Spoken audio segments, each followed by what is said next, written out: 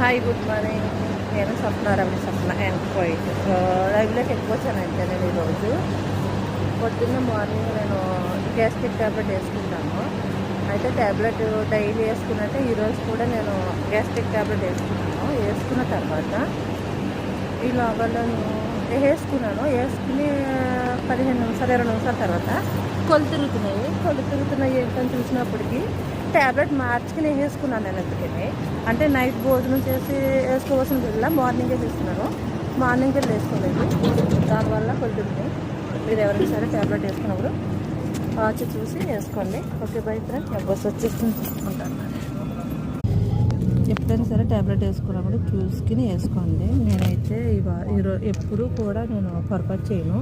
ఈరోజు అనుకోకుండా పొరపాటు చేశాను, నాకు తేడాగా ఉంది. అయినా సరే డ్యూటీకి వెళ్తున్నాను. Okay, by friend. ఓకేనా?